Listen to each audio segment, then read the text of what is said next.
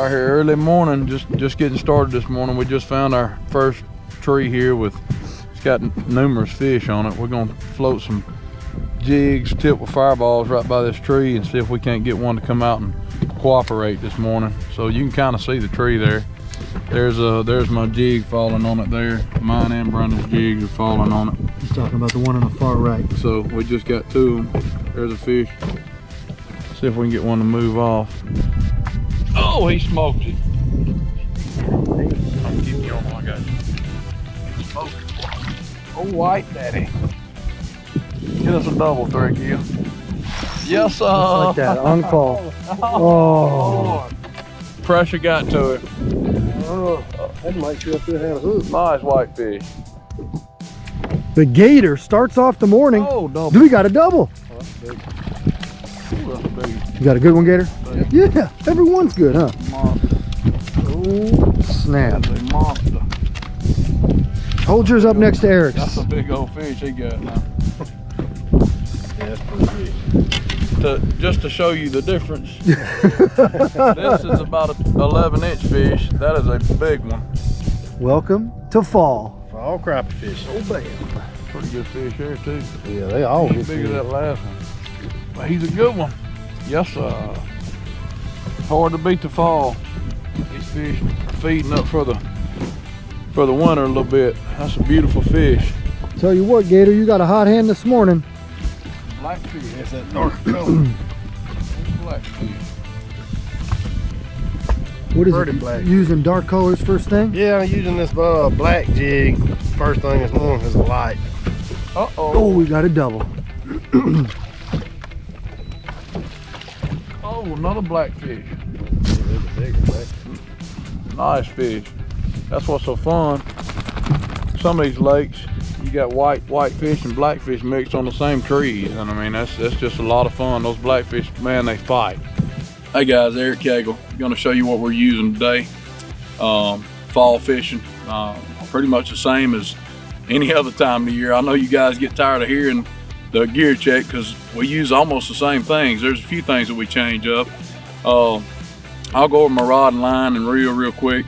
Same deal. HH 6-foot dock shooter, C&M series, 1000 series reel, 6-pound high vis K9 line. Today we downsized jigs a little bit. The fish it was kind of cool this morning. It was real windy and cool, so we went with a heavier head but a smaller profile jig. This is a limits tackle hair jig with a tip with a Pautzke Crappie fireball, and that's kind of the bait of choice today for me. You know, I think downsizing this morning, you know, I was using a muddy water bait, a 2-inch bait this morning to start with, and those fish would kind of look at it, but they wouldn't react. So we downsized, and that put some really, really nice fish in the boat for us today. Crappie, you know, vertical structure is really good in the fall. You know, it's mid-November right now.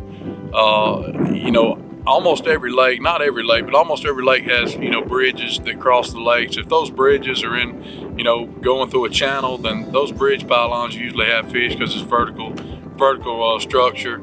Lakes with timber, of course, you know, that's vertical structure also. So any kind of vertical structure, those fish can go deep or shallow on the same piece of structure, move up and down.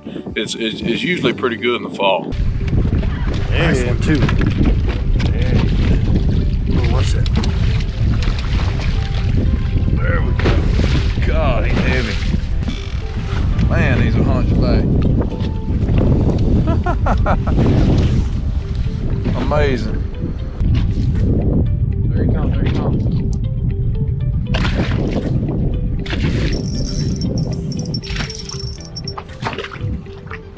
Might be a little bigger. Scrappy. Real scrappy. Ooh, little fat. Beautiful. That is a beautiful black crappie. All black crappie. Brandon Threadgill here. We're doing a little fall fishing. I was going to go over what I'm using. I use a 6-foot Wally Marshall speed shooter with a 700 series reel or 750 series reel.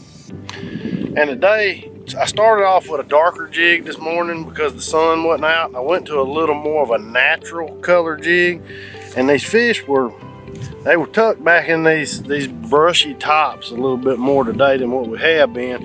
And I found if you'll take this Pautzke fire gel, crappie fire gel,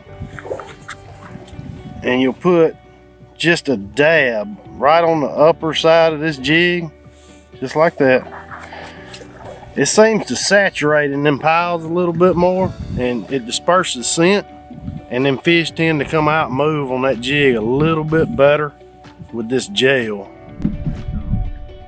Got it.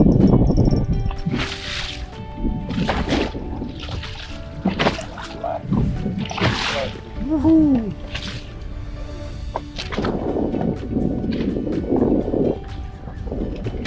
That's a good one. I don't know what it is, but that's a good one. That's a good fish.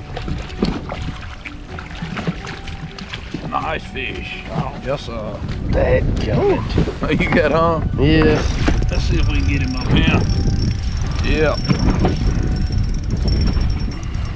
Look at there, look at there. Get much better than that. Ooh. Look at the gut on that. Beautiful. Well, how thick them fish are. He ain't real small neither though. That's a good one. He fooled me. He grew a little bit on the way to the boat. I normally have the other problem. Guys, I'm gonna be honest with you. I've said it once and I'll say it again. You can't have no more fun than this with your clothes on. Remember that. You see us doing these videos all the time at different lakes across the country. You know, we always try to release our big fish. We hardly ever keep fish. We kept a mess of fish, you know, this week here, being down here, we kept about 30 fish to eat.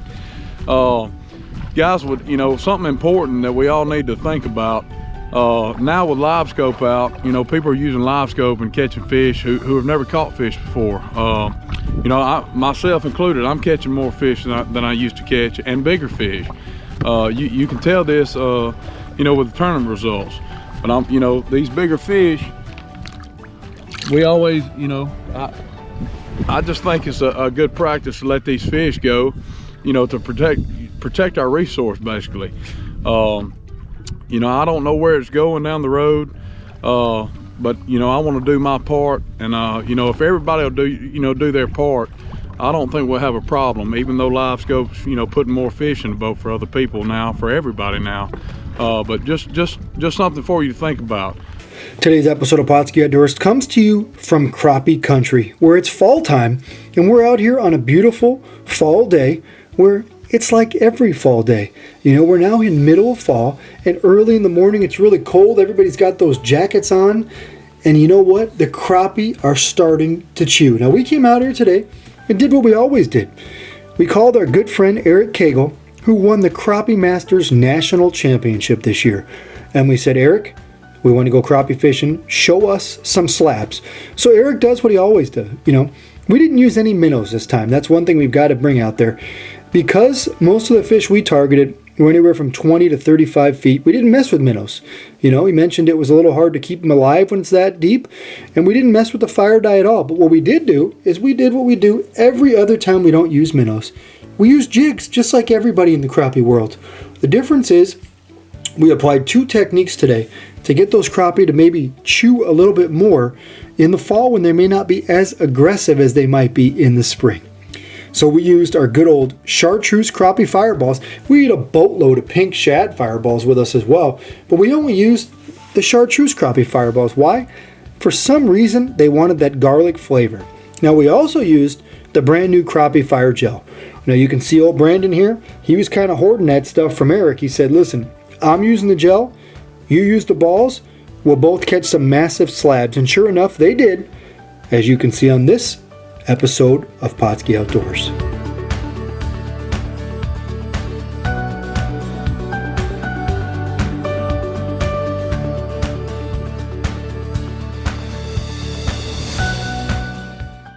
Pautzke products are available at sporting goods stores near you. If you can't find the specific color, size that you want, make sure to go to Pautzke.com. And as a thank you for watching Pautzke Outdoors, we're going to show you a coupon code to be used for 10% off your next order.